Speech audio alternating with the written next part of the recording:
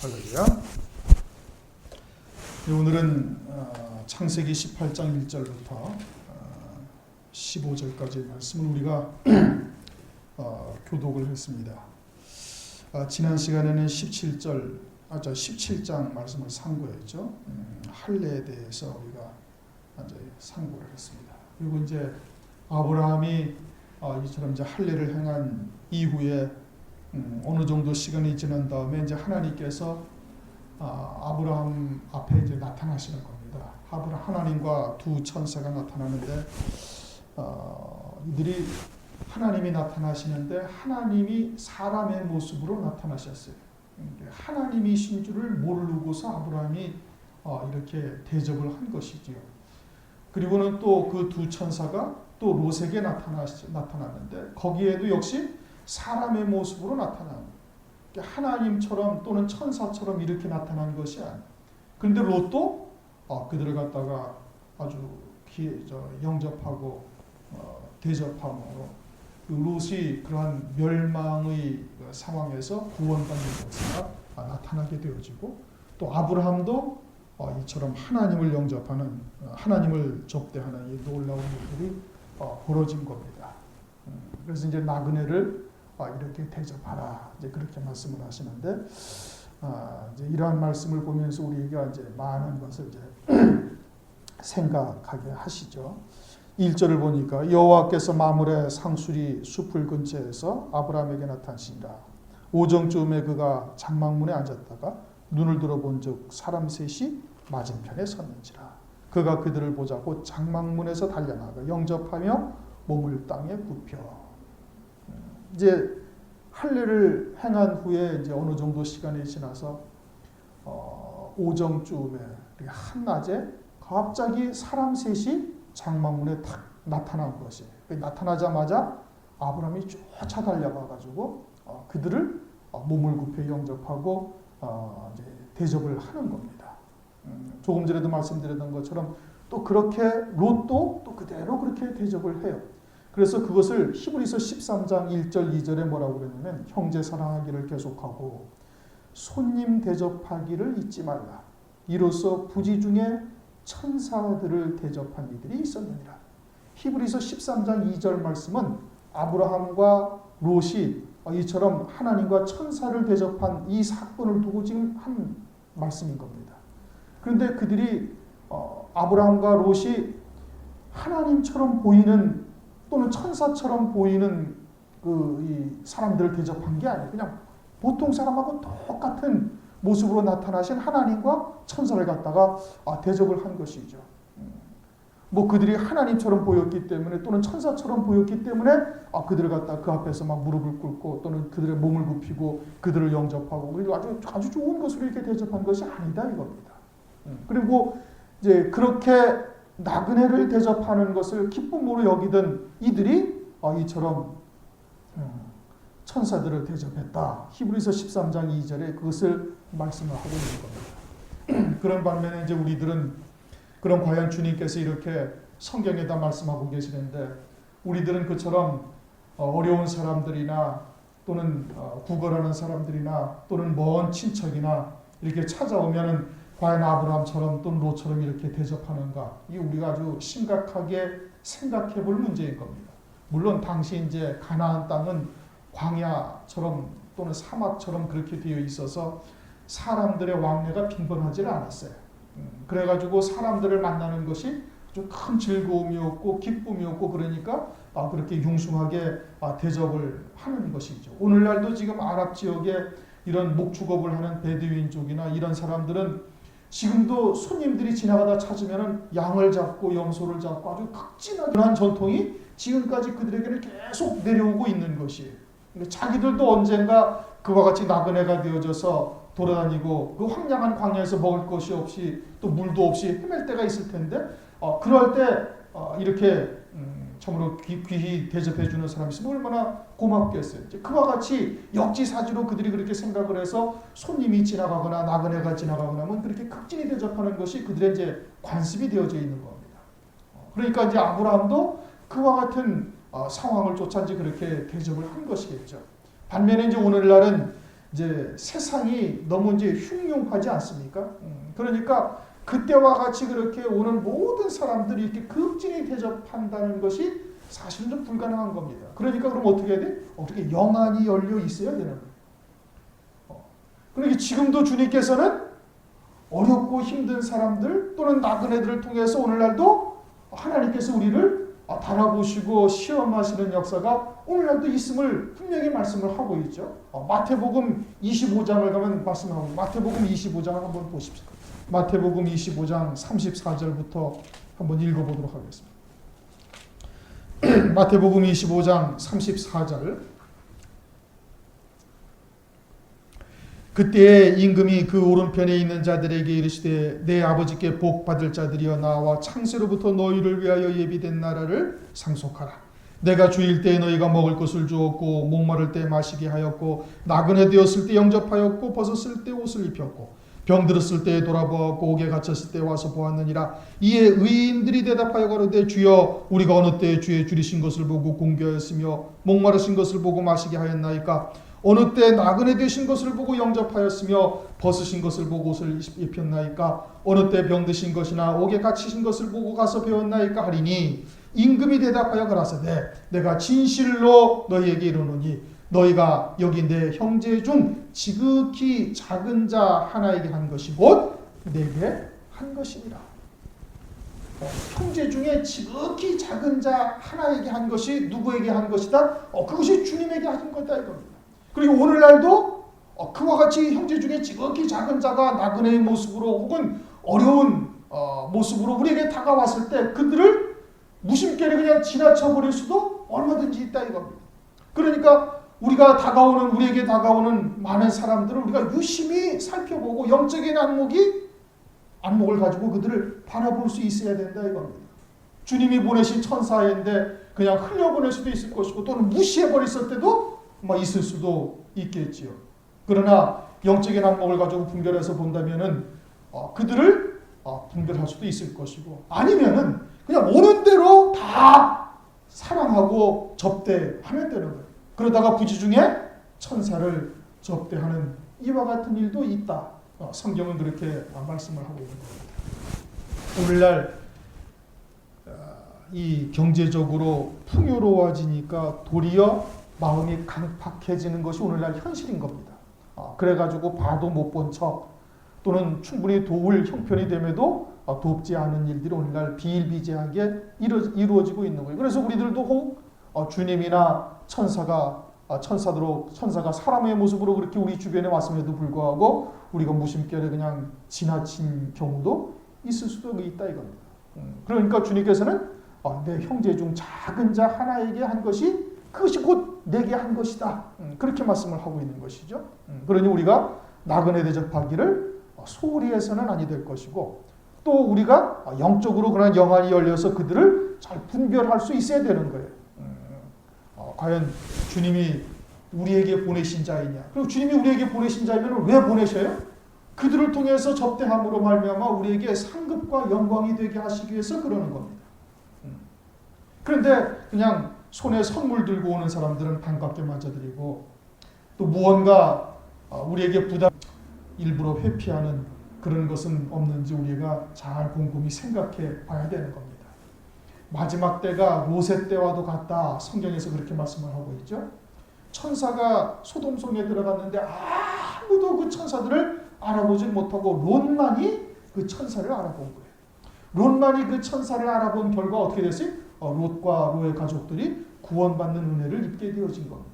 우리가 마지막 때가 되어질수록 우리의 마음을 강팍하게 해서는 아니 되는 거예요. 그러니 우리에게 다가오는 자들을 잘 분별해보고 잘 분별이 안 되면 그냥 그대로 극진히 대접을 해서 보내는 그와 같은 사람이 되게 되는 거예요. 그래야 내게 주신 작은 자에게 하나님께서 그들에게 주님을 영접하는 것처럼 또는 주님을 대접하는 것처럼 대접하는 것이 된다고 성경에서 그렇게 말씀을 하고 있죠. 3절 가로되 내 주여 내가 주께 은혜를 입었사오면 원컨대 종을 지나가지 마옵시고 물을 조금 가져오게 하사 당신의 발을 씻으시고 나무에 씻소서. 그래서 이제 아브라함이 아주 극진히 그들을 영접을 해갖고 이제 4절 5절, 6절, 7절, 8절 아주 좋은 것으로 아주 극진히 대접을 합니다. 송아지 고기 요리 아주 그냥 다 큰 소도 아니고 송아지 고기로 요리를 했으니 그 고기가 얼마나 부드럽겠어요. 좀 죄송한 얘기입니다만은 제가 예전에 그 거래를 하면서 미국을 한 번 갔는데 그 미국 사람이 아주 엄청나게 큰 식당으로 데리고 가요. 미리 저한테 전화를 걸어서 양복 입고 넥타이 매고 그러고 준비하고 있으라 몇 시에 가겠다. 그렇게 합니다. 그렇게 그 식당은 양복 입고 넥타이 매지 않으면 들어가지를 못하는 그런 식당이에요. 그런 사람들만 오고 받아줘요. 오면은 또 바로 그냥 자리로 안내하는 것도 아니고 미리 예약을 했음에도 불구하고 입구에서 한 10분쯤 앉혀놔요. 앉혀놨다가 자리로 딱 들어가서 앉히는데 그 당시가 90년대 초반이었는데 그 당시에 10대가 100 몇십 불 정도였어요. 10만 원이 넘는 돈이었어요. 그 미국에서. 어마어마한 그 액수인 겁니다. 그러니까 와가지고서는 막 앞에서 직접 요리를 해주고 막 그러는 거예요. 그런데 뭔 요리냐면 송아지 갈비 요리, 송아지 갈비. 그러니까 뭐 씹고 자시고 할 것도 없는 거예요. 아브라함이 지금 송아지 요리를 갖다 했다라는 것은 뭐예요? 아주 부드럽고 좋은 것으로 그에게 접대를 했다 이겁니다. 아주 극진히 섬기는 거예요. 극진히 섬기는 거예요. 그러니까 아브라함은 지금 어떤 중심이었는고 하니 내게 있는 모든 것이 다 주님의 것이고 주님께서 쓰라 하시는 곳에 쓰고 있는 종의 모습으로 지금 딱 서 있는 겁니다. 그리고 그들이 먹을 때 옆에서 어떻게 다 숟을 들고 있는 것이에요. 그처럼 우리가 가진 것이 다 우리의 것이 아니죠. 청지기로서 하나님께서 잠시 맡겨두신 것이고 하나님의 뜻을 위하여 사용하실 때 하나님께서 쓰시라고 주시는 겁니다. 그리고 그러한 때 우리가 뭐 이런 것 저런 것 생각하지 말고 주님의 뜻을 위하여 헌신할 수 있어야 되는 겁니다. 주님께서 사용하라 하신 일에 사용할 때 아브라함처럼 그냥 내 것으로 따지지 아니하고 주님의 것을 주님에게로 돌려드리는 그와 같은 모습으로 지금 종처럼 섬기고 있는 모습이 바로 그러한 영적인 상태인 것을 말씀을 하고 있는 겁니다. 9절 그들이 아브라함에게 이르되 네 아내 사라가 어디 있느냐 대답하되 장막에 있나이다. 하나님이 몰라서 아브라함에게 이것을 물으시는 것이 절대 아닌 겁니다. 그럼 왜 물으셨어요? 우리에게 사라가 어디 있는지를 깨우쳐 주시기 위해서 그러는 거예요. 부엌에 있습니다. 뭐 방에 있습니다. 이렇게 말하지 아니하고 장막에 있나이다. 그렇게 말합니다. 장막이라는 것은 아브라함의 장막 안에 있다는 거예요. 다시 말하면 아브라함에게 주신 하나님의 말씀과 그 안에서 하나가 되어져 가고 있음을 지금 말씀하고 있는 겁니다. 오늘날로 말하면 한 교회 안에 진리 안에서 함께 거하고 있다 이와 같은 뜻인 겁니다. 교회는 주의 종에게 주신 말씀으로 다 하나가 되어져 있어야 되는 거예요. 아브라함과 사라가 아브라함에게 주신 하나님의 말씀으로 하나가 되어져 있음을 지금 말씀하고 있는 거거든요. 그처럼 교회는 주의 종에게 주신 하나님의 말씀을 통해서 그리스도가 머리가 되시고 우리가 각각이 다 지체가 되어지니까 다 하나가 되어져 있어야 되는 것이 당연한 겁니다. 주의 종은 하늘에 속한 자요 영에 속한 자요 또는 새로운 피조물로서 그와 같은 믿음의 말씀들을 증거하고 있는데 성도들은 그냥 땅에 속한 자가 되어져 있고 육에 속한 것만 구하고 앉아 있고 바라보는 시각이 하늘은 보이지 아니하고 세상 것만 보인다면 그 교회 안에서 한 지체요 한 장막 안에 있나이다 라고 말할 수가 없는 겁니다. 한 장막 안에 있나이다 라고 말하는 것은 한 진리 안에서 하나로 하나가 되어져 가고 있음을 지금 말씀을 하고 있는 거예요. 교회가 그렇게 되어져야 되는 거예요. 가정도 역시 마찬가지인 겁니다. 남편은 또는 한 사람은 지성소에 들어가 있는 신앙이 되어져 있는데 또 다른 사람은 저기 성전에서 그냥 이방인들이나 왔다 갔다 하는 그 마당 뜰에 왔다 갔다 그냥 지나가는 그와 같은 신앙이 되어지면 그것은 하나가 되어져 있지 못하고 그냥 장막 안에 거하는 자들이 아닌 겁니다. 그렇게 되어지면 마지막 환란의 때 어떻게 돼? 집안 식구가 원수가 된다. 원수가 되는 거예요. 파는 자가 될 수도 있는 겁니다. 아주 심각한 문제가 되어지는 거예요. 그것을 미리 알고 있어야 되는 거예요. 그러니까 어찌하든지 가정안이 하나가 되어져야 되는 겁니다. 영적으로 하나가 되어져야 되고 육적으로도 하나가 되어져야 되고 이렇게 온전히 하나가 되어져야 되는 거예요. 교회도 역시 마찬가지가 되어야 되는 겁니다. 고린도전서 9장 5절을 보면 개와와 같이 자매된 아내라고 말씀하고 있어요. 베드로가 아내를 데리고 다니고 있는 거예요. 그렇죠? 베드로가 아내를 데리고 다니고 있는데 아내라고 먼저 말하지 아니하고 자매된 아내다 이겁니다. 그 자매라는 것은 뭘 말하는 거예요? 한 아버지로부터 났다 이겁니다.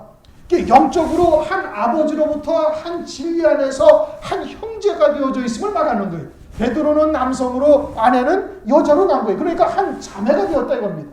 그러니 영적으로 완전히 하나가 되었다는 것을 뜻한 거예요. 그러면서 자매된 아내를 데리고 다닐 권이 없겠느냐 그렇게 말씀을 하고 있는 것이죠. 베드로와 그 아내가 한 장막 안에 있는 거예요. 아브라함과 사라가 한 장막 안에 있다 이겁니다. 오늘날 교회도 전부 다 한 장막 안에 있어야 되는 거예요. 가정도 한 장막 안에 있어야 되는 것이죠. 만약에 그러지 않으면 어떻게 돼? 이제 환난 날에 파는 자가 될 수도 있는 것이고, 그런 이제 문제가 심각해지는 것이죠. 그래서 이제 성경에서 집안 식구가 원수다. 장차 환난 날에 그렇게 되어질 수가 있는 겁니다. 그러니 부단히 한 장막 안에 거하는 자가 될 것을 위해서 기도해야 되는 것이고, 그것을 위해서 몸소 본을 여러분들이 보여주어야 되는 겁니다. 사라가 어디 있느냐? 대답하되 장막에 있나이다. 10절 그가 가라사대 기한이 이를 때 내가 네기로 정녕 네기로 돌아오니니 네 안에 사라에게 아들이 있으리라. 이 말씀이 무슨 뜻인지 잘 이해를 하셔야 돼요.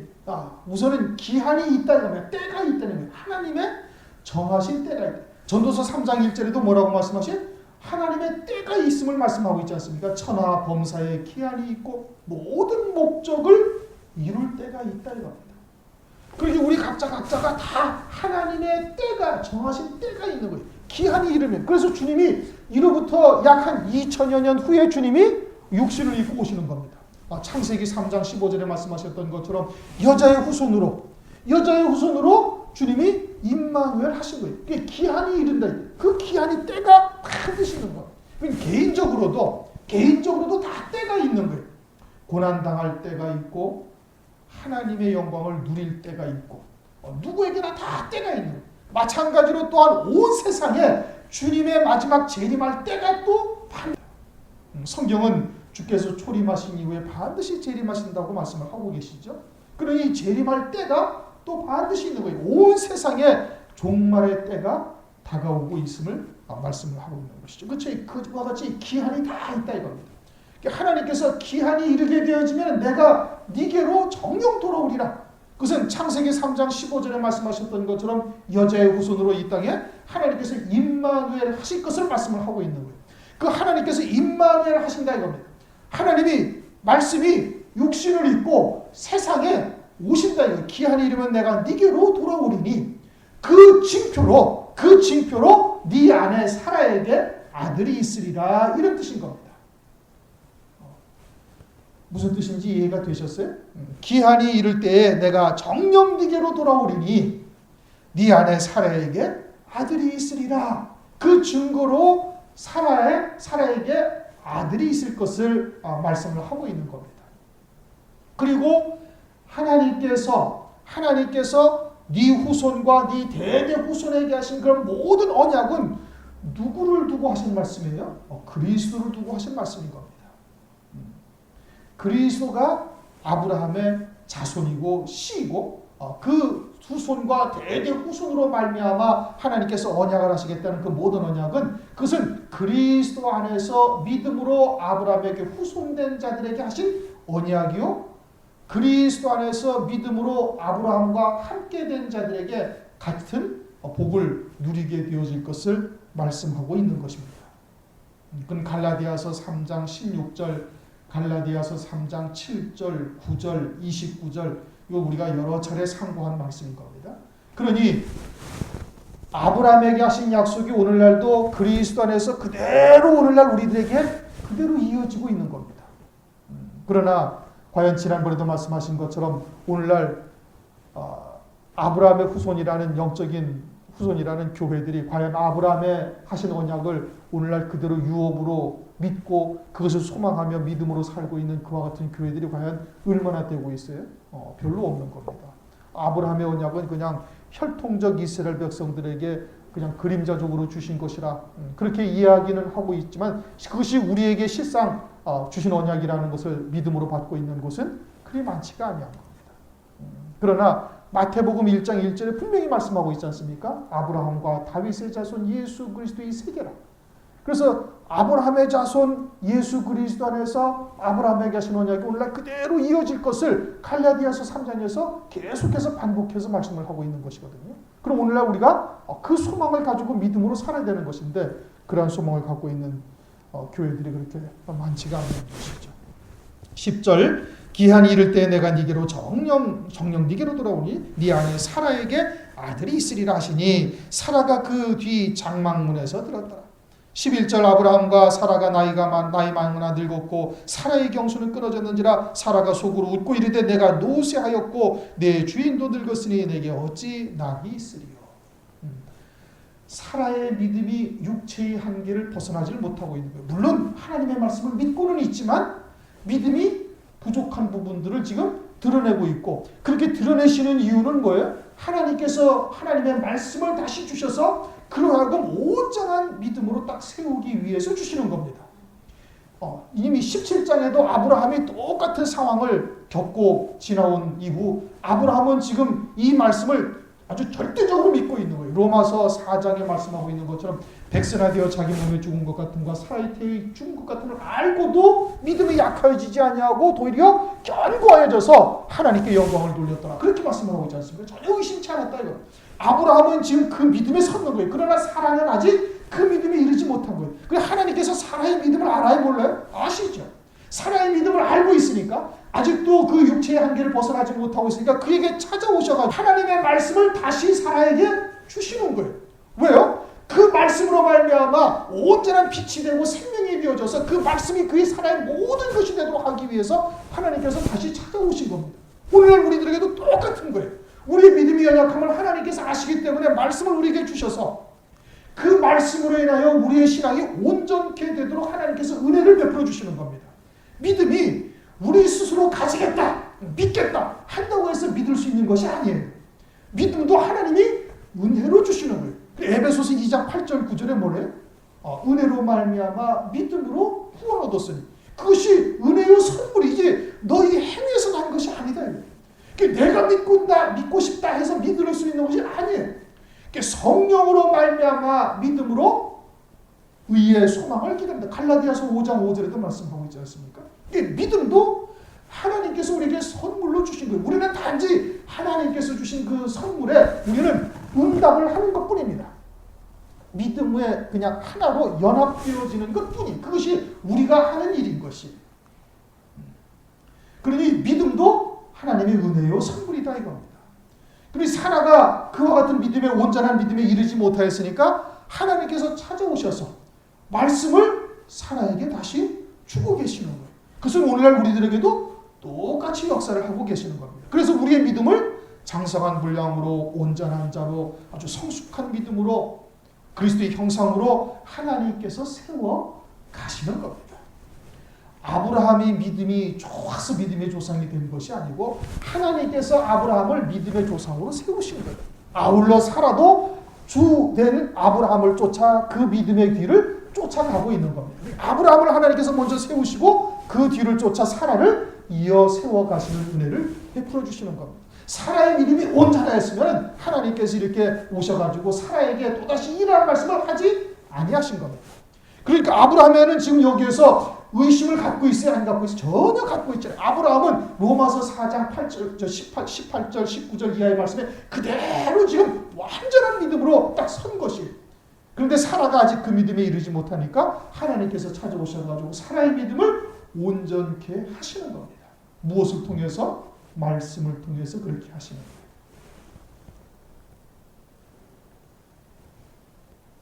그래서 사라가 믿지 못하자 하나님께서 그렇게 찾아오신 것이고 13절 여호와께서 아브라함에게 이르시되 사라가 왜 웃으며 이르기를 내가 늙었거늘 어떻게 아들을 낳으리오 하느냐 여호와께 능치 못한 일이 있겠느냐 기한이 이를 때 내가 내게로 돌아오리니 사라에게 아들이 있으리라.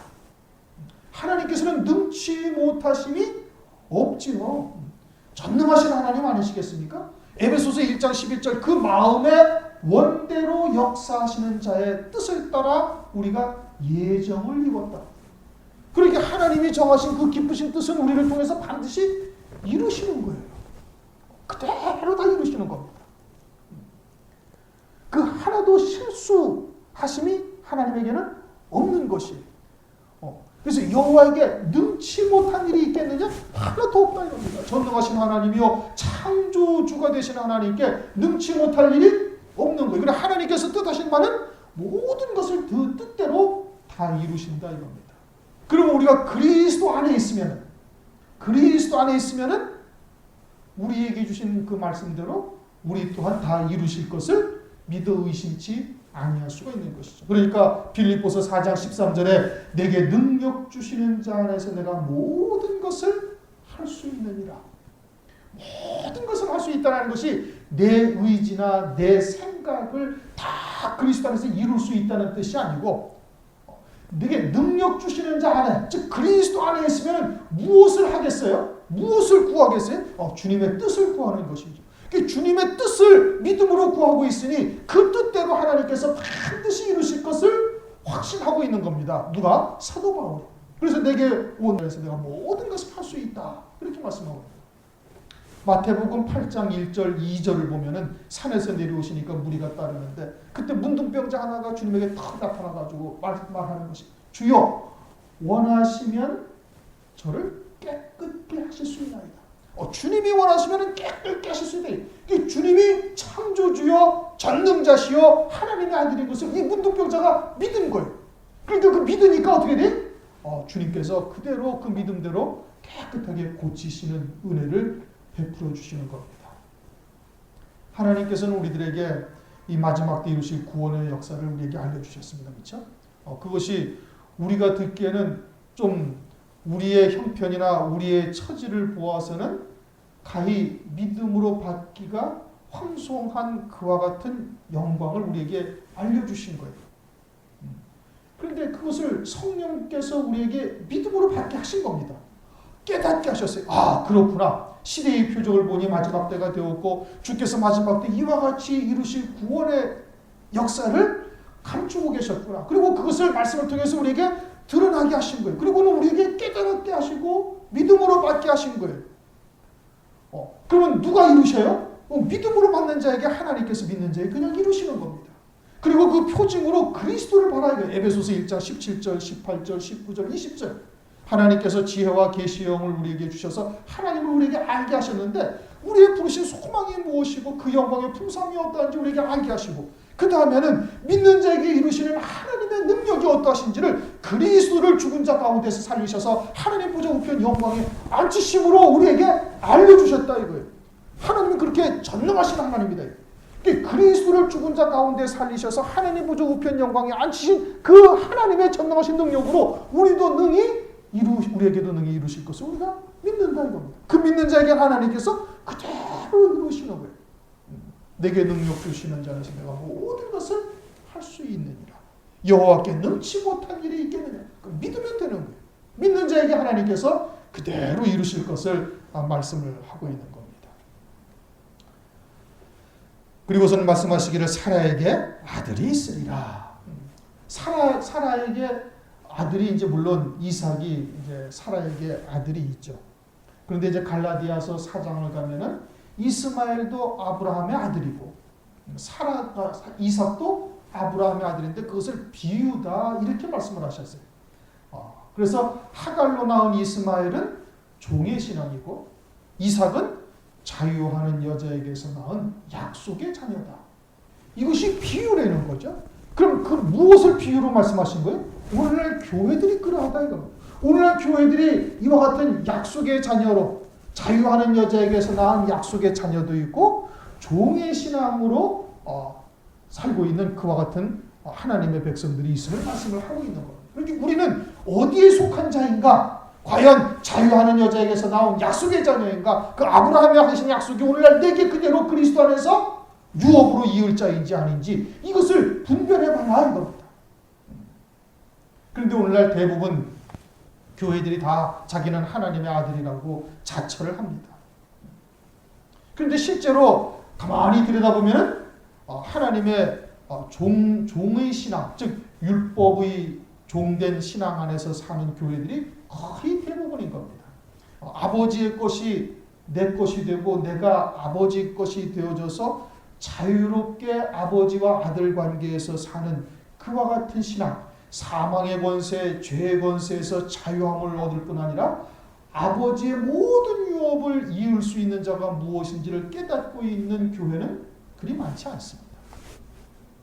그게 아들의 신앙인데, 그게 사라에게 있는 아들인데, 그게 이삭이요 자유하는 여자에게서 나온 약속의 자녀인데, 그와 같은 믿음을 가지고 있는 신앙, 그와 같은 교회들은 별로 많지가 않아요.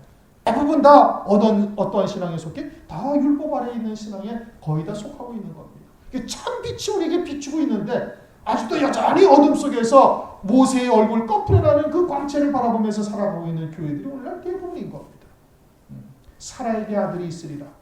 과연 우리가 그와 같은 영적으로 아브라함의 후손된 자들인지 우리 스스로를 잘 살펴볼 수 있기를 바랍니다. 15절 사라가 두려워서 승인치 아니하여 가로되 내가 웃지 아니하였나이다. 가라사대 아니라 네가 웃었느니라.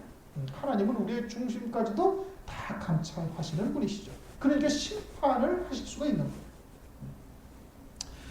네, 오늘은 창세기 18장 1절부터 15절까지의 말씀입니다.